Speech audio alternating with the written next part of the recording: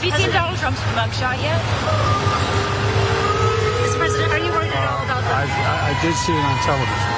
What'd you think? Handsome guy, wonderful guy.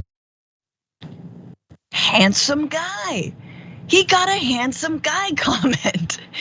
And I saw it on television. I love, and this is maybe for the later segment, but it's very funny to me that Biden is clearly trying to draw a line. He's not trying to use this to his advantage. He is, and sort of annoyingly, in the same ways that he would tell Kirsten Sinema, oh, that she's a tough cookie, or whatever sort of smart as a whip or something like this. Like, oh, handsome guy. This is the closest to like a Biden insult, other than like a two-faced lying pony soldier or whatever it was that we're gonna get. And I would have preferred that one. I would have too, Francesca. I'm tickled here in a way. It was a clever answer, at first glance. Look, I don't want to talk about mugshot. I wish he had pivoted to something else. Let's talk about the economy. I don't give a damn about this man's mugshot, but he didn't pivot. Right. It was clever at first glance. On the other hand, your point about not digging in on this, they don't want to touch Trump with a 10-foot pole at all, and they are making that very clear. I mean, they go harder after they, being establishment Democrats, go harder after progressives than they do after Republicans. And so, handsome guy. I remember during a particular election cycle when then Senator Barack Obama was running, I think this president, President Biden, former vice president to President Barack Obama, but before he was president, called Senator Barack Obama then clean cut and articulate. Clean cut and articulate. And I want my white family to understand this. Whenever you say to a black person, take it from me, that they are articulate. That you just don't say that, because you don't walk around telling white people that they are articulate. But that's what he said about then Senator Obama. He's clean cut and articulate. So no wonder he would find Trump to be a handsome guy. Oh yeah, the senator didn't have his pants sagging to his ankles. He was clean cut, like, oh God, oh God, oh God. But okay, so let's get into it, because this was gonna happen. Obviously liberals, some people are putting Trump's mugshot on their t-shirts, but Donald Trump is also putting his mugshot on t-shirts and on, ironically, mugs. A little on the nose there. In fact, the former president is raising lots of money off of this mugshot. So it's like, maybe it's a surprise that he doesn't have more. Maybe he should request having mugshots in all of his indictments. How many we would have, like 4 or 5 by now. The former president has raised $7.1 million since he was booked at an Atlanta jail Thursday evening, according to figures provided by his campaign. On Friday alone, Trump even raised 4.18 million one day, making it the single highest 24-hour period on his campaign trail to date, according to a person familiar with the totals. How is he doing it? Well, there's a lot of begging and borrowing and stealing, of course, because it's Trump, but there's also products like these. For just $34, you can get t-shirts that say, "Never surrender," with Donald Trump's very practiced, handsome mugshot. Then you can get a poster, and again, that mug for your covfefe. Senator, I pointed this out on my show, The Bituation Room, but when you have a mugshot and you say "never surrender" on it, I'm not sure if MAGA understands that by virtue of the fact that there is a mugshot means he turned himself in. He surrendered. I mean, he's not kicking and screaming. He's not in a straitjacket. He's not handcuffed. He's there by his own free will.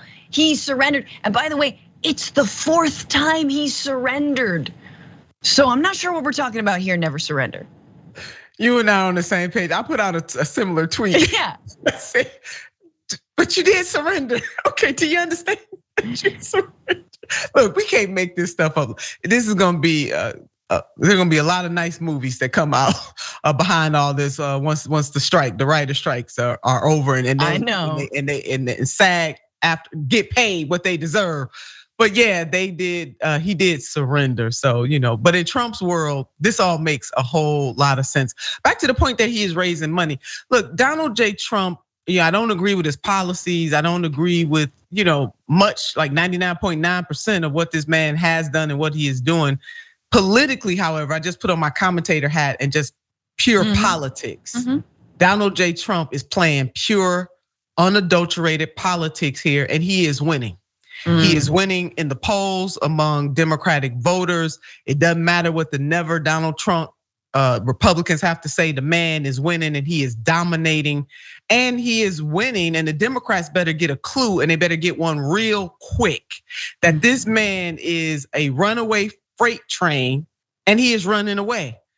With the public opinion, people may say one thing to pollsters, they won't vote for somebody that's been convicted, but it is very clear in the polling among GOP voters, Republican voters, that this man is dominating the field, bar none. And the way that he is able to take this, something that would have just crushed the average person. Right. This man he gets stronger, Francesca, every single time something like this happens. Yeah. This man gets stronger and he's raising a lot of money.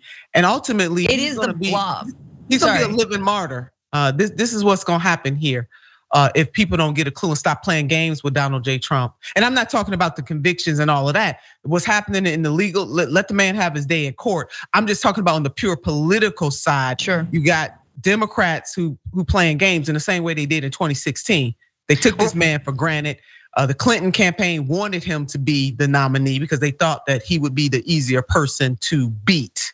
And here we are, right?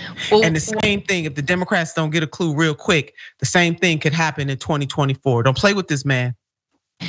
100% underlining that. I mean, we're gonna talk about that in a little bit, but I just wanted to also, to your point, this doesn't talk about his electability, but people do agree. Yeah, he committed crimes. So this is broadly not just Republicans, but more than 3 in 5 Americans believe Donald Trump has committed a crime, including independents by 49 points.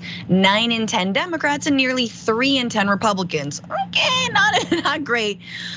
Roughly 7 in 10 Americans, including similar shares among independents, believe that the indictments brought so far against Trump are serious. About 60% say the same about whether they are legitimate investigations, compared to just 2 in 5 who say they are witch hunts. So again, Americans seem to think these are he did commit crimes and they're serious crimes, which bodes well, I think, in the general. For sure, in terms of the Republican primary, it is a runaway. It's even more of a runaway now, but this definitely tells us that it doesn't tell us whether they would still vote for him.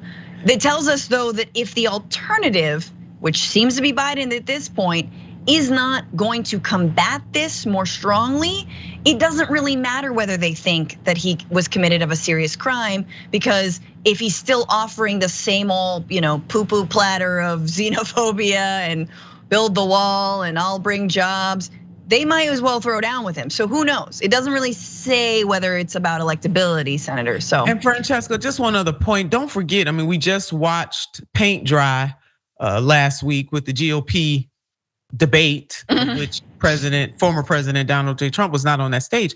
But when the moderators asked the question, if in fact President Trump becomes the Republican nominee, who among you would vote for him?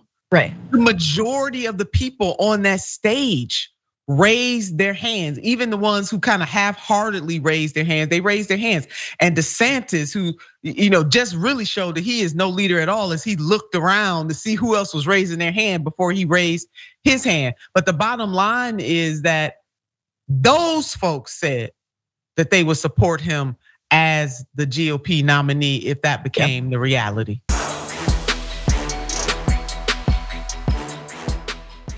Check out the Damage Report podcast each day, wherever you get your podcasts, whether Pocket Casts or Stitcher or iTunes.